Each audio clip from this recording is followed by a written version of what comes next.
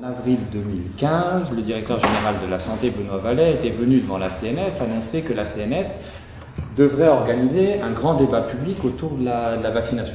Vous savez qu'il y a des questions qui se posent, il y a un vrai débat qui doit s'engager autour de cette question-là. Au courant de l'automne, on apprend en fait finalement, j'apprends par des voies détournées, que ce débat public ne sera finalement pas confié à la CNS, qui pourtant était indépendante et pouvait choisir d'organiser ce débat public-là, mais à l'ANSP. Donc l'ANSP, c'est une structure qui est créée par la loi santé, donc qui est la fusion de l'INPES, de l'INPES qui est l'Institut de veille sanitaire, et de l'EPUS, qui sont les urgences sanitaires. Le problème de cette ANSP, c'est qu'elle est à la fois juge et partie, puisque tout le monde sait que l'INPES fait de la communication pour inciter les gens à se vacciner. Donc on va se retrouver avec une agence porteuse du dispositif qui, d'un côté, fait de la publicité pour la vaccination, et de l'autre côté, doit organiser un débat public où toutes les parties prenantes sont censées s'exprimer. Donc il y a un vrai problème. Contrairement au champ de l'écologie, il n'y a pas de canevas défini, il n'y a pas de législation qui définisse de ce que doit être un débat public en santé. C'est regrettable d'ailleurs, les textes de loi devraient définir ce qu'est un débat public.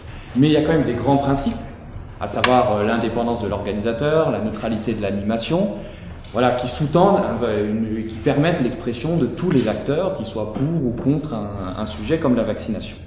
Un autre problème du débat public tel qu'il est annoncé là par la ministre, c'est le comité d'orientation, donc soi-disant indépendant. Bon, je veux bien qu'on parle d'un comité d'orientation indépendant quand c'est la ministre qui nomme les membres. Voilà, je suis pas sûr que ça rentre tout à fait dans les règles du débat public. Aussi, le fait d'associer 3 jurys dans le même temps, c'est-à-dire un jury de citoyens, un jury de professionnels de santé dit de base et un jury d'experts scientifiques, le jury d'experts scientifiques va noyer complètement la parole des autres jurys. Nous, l'idée, c'était que d'abord, il y ait une expression des citoyens sur les questions de l'obligation vaccinale, sur les questions d'utilité individuelle, d'utilité collective, et après, à l'aune de ces réflexions citoyennes et de professionnels de santé, que s'ouvre un vrai débat scientifique où il y ait des discussions sur les effets secondaires des vaccins, les risques des adjuvants, voilà, il y avait ça. Mon seul propos, c'est un propos de méthode. Ça veut dire que là, on ne crée pas les conditions nécessaires à un vrai débat public autour de la vaccination. Et les citoyens, n'étant pas bêtes, ils se rendent bien compte que les choses sont biaisées, que les dés sont pipés, qu'on a répondu aux questions avant même de les avoir posées.